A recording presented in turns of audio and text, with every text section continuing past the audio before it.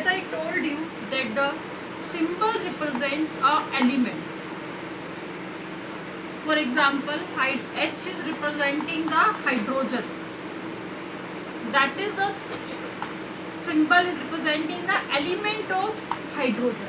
Similarly, Cl, that is the representing the symbol of chlorine. But if you have to present a compound, I have told you the compound is formed by the combining of two elements. One element is hydrogen and one element is oxygen. Now hydrogen and oxygen has combined in a ratio that is 2:1. Then it is not presented by symbol. It is formula of water.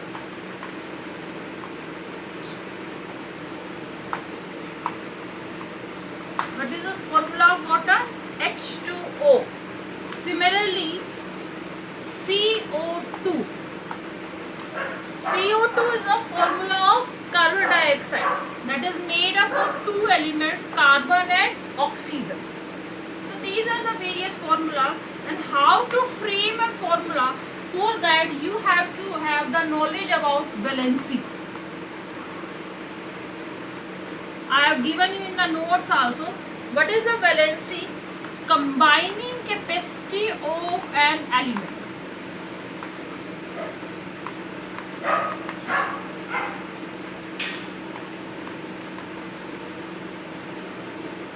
Clear?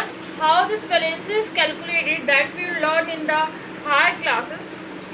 Now what you have to do, you have to learn the valencies of various elements.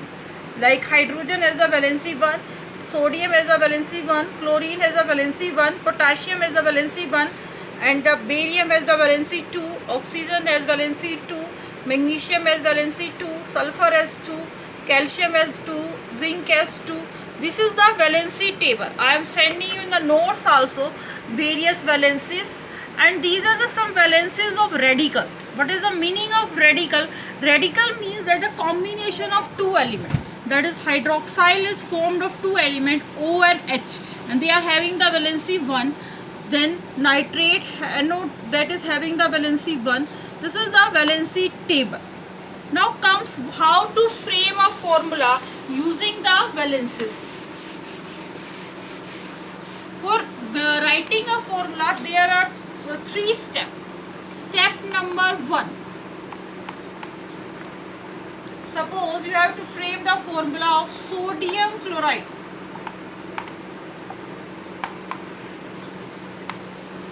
First step is write the symbol of the element. What are the two elements here? Sodium and chlorine.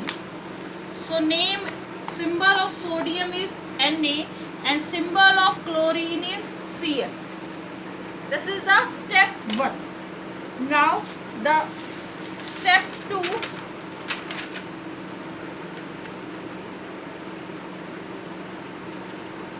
Step 2.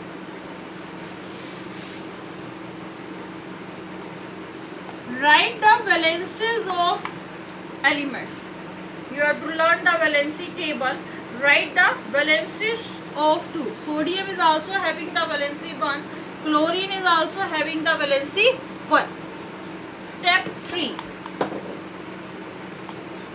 In the step 3, interchange the valencies.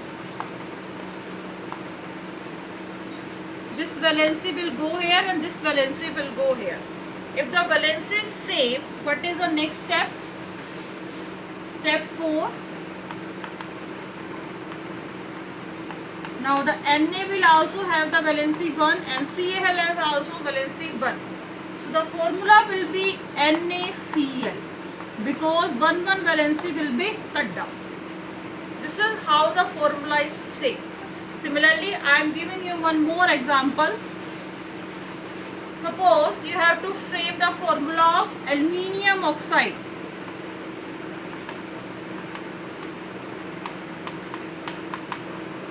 Step 1. There are two elements, aluminium and oxygen. Step 2. Write the valency. Aluminium is having the valency 3 and oxygen is having the valency 2. Step 3.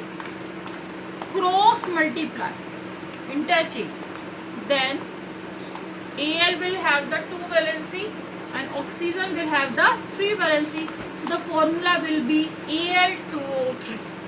Similarly, you can see in your books the various formulas like water, sodium oxide and magnesium sulfate has been formed by these steps. And you will see that after interchanging, valency 1 can be omitted if the compound contains a radical. It is enclosed in a bracket and interchange valence is written outside the bracket. I am giving example for this also. Suppose you have to frame the formula aluminium hydroxide. Aluminium as having the symbol Al and OH having the symbol OL. OH is a radical. Aluminium is having the valency 3 and OH is having the valency 1. This is the step 1 and 2. Then interchange the valency. Then according to the rule, this radical has to be written in the bracket. And this valency outside it. This means oxygen is also having the 3 valency and hydrogen is also having the 3 valency. This is how the formulas are framed. So try to frame more formulas. So next topic is chemical equations.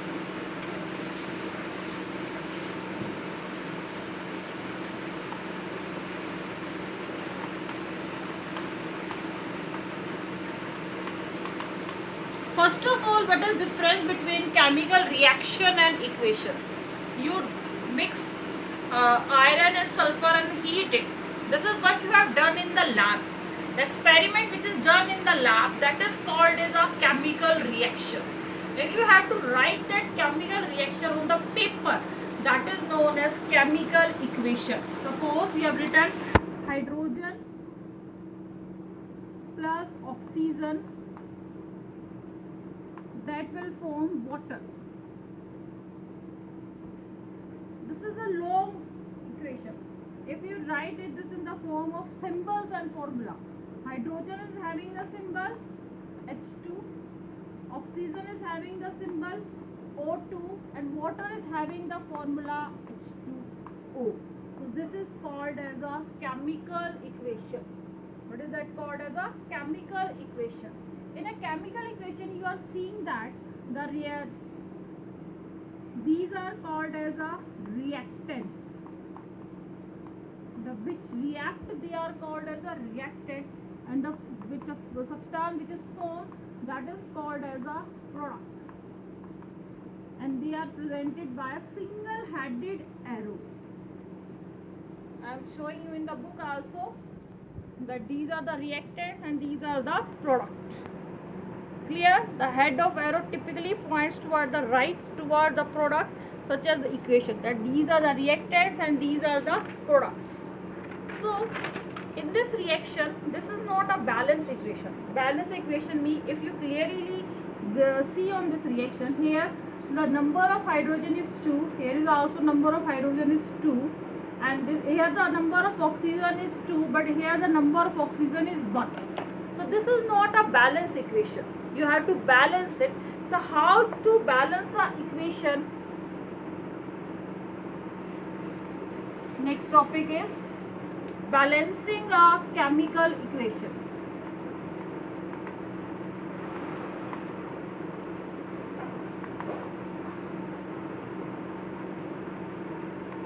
There are various methods, but in your syllabus there is a method that is called as hit and trial method. In Hindi you can say tukka lagao. What is this called as? Hit and trial method. How to do this hit and trial method? I am explaining you with the help of an example. For example, there is a reaction CH4 plus O2 that gives you CO2 plus H2. What is CH4? It is methane. And what is O2? Oxygen. And what is CO2? Carbon dioxide. And what is H2O? That is water. Let's see this reaction. In this reaction, On this side, number of carbon atom is 1. Here number of carbon atom is also 1.